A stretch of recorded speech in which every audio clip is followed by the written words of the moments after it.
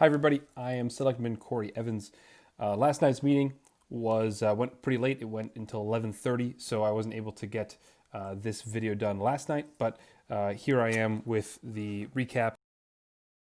The first thing I want to mention is we began the process of appointing residents who have applied for committee appointments to committees. Thank you to everybody who reached out and volunteered, stepped up to take on any of these positions. This is a town that is run by its residents. We have very good community involvement and we always need more. So again, thank you to all that reached out. Just because we did some appointments last night does not mean that we're done. There are still many open seats. If you have any questions about that, please reach out. If you're thinking about joining committee, we really love to have you. So please reach out if you have any questions. We charged the Cohasset Economic Task Force, which is a subcommittee of the Cohasset Master Plan Implementation Committee. The task force was co-authored by myself and the master plan, including Chair Katie Dugan. This, with assistance from Diane Kennedy and town staff as well. This task force is really focused on communicating with all the businesses in town and doing an assessment about how they've been impacted by COVID and how we're going to get through the slower months, or fall and winter. Summers in Cohasset tend to be busier, and a lot of restaurants, for instance, did well with outdoor dining. But there's going to be struggles coming up, and we want to better understand those struggles. That way we can do everything in our power to help these great businesses that we have in town continue to thrive and survive. We also voted to, as the board, to endorse the application for the renovation of the top of Sawyer Street. This is a really interesting program because it is something that we can get full funding for from different state grants. This is not something, and I confirmed during the meeting, that Cohasset will have to pay for. And the idea is that, or the plan is to, one, improve the sidewalk. That way you can get from Fair Oaks all the way up to 3A. That'll complete that sidewalk on Sawyer Street. It will also bring town sewer down 3A all the way to Stop and Shop, where we have a new building going up, and that's a commercial district that right now is much better served by sewer than private septic. It's also adjacent to a tributary to our town reservoir, so we want to protect that resource. There's a lot of really great benefits of this program. There'll be some construction.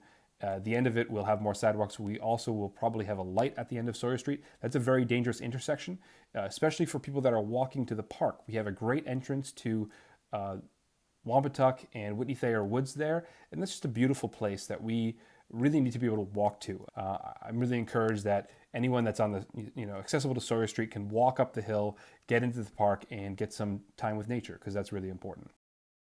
The Alternative Energy Committee gave a just fantastic update on what they've been working on. It's a committee that's staffed with people that are really knowledgeable about this topic, and they're always looking for assistance. So if you're passionate about renewable energy, you're passionate about reducing your carbon footprint and this town's carbon footprint, it's a great place for you to deploy your skills.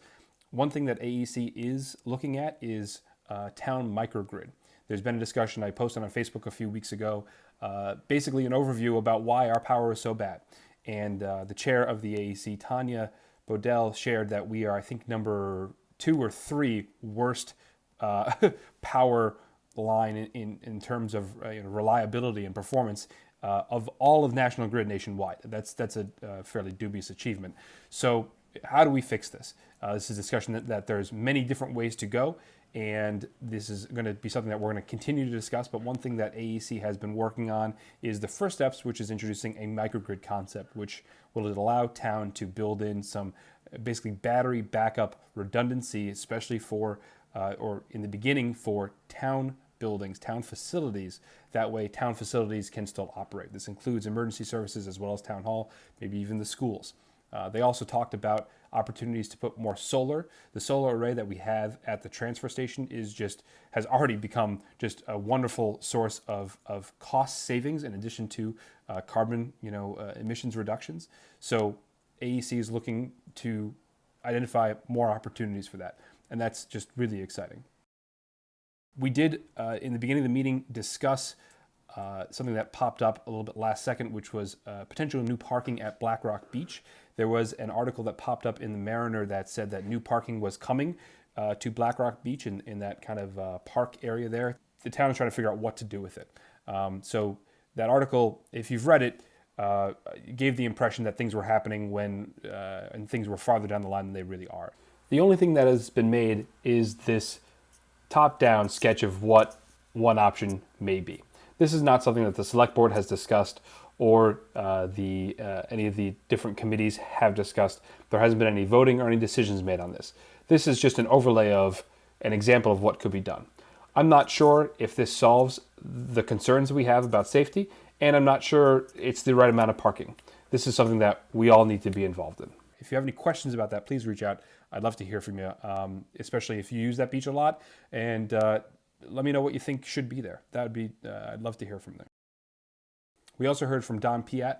I've saved this for last because it's a little boring, but for the town finances ending the FY 2020 year. Basically, the town ended the year in a very good spot.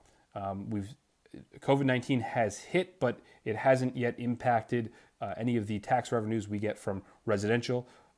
Certain other tax revenues that we collected, like from car registrations, those were actually healthier than projected, as well as facility stickers. A lot of things in town economically seem to have been doing pretty well.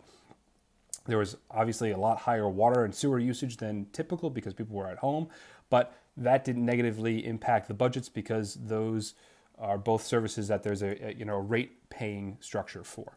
The next fiscal year will probably present more challenges as things like state aid does get revised. Any changes in state aid, state funding will dramatically impact our town finances, obviously, as well. That's it for the wrap up. If you have any questions again about last night's meeting, please reach out. I'm happy to answer anything you want. Here on Facebook is great. You can email me, Corey, or cevans@cohassetma.org. That's my official town email address. You can also find me on Twitter, Corey for Cohasset. Twitter is where I try to just kind of throw up little stuff as I find them. So if you like to be kept in the loop kind of minute by minute, that's a good place to find me.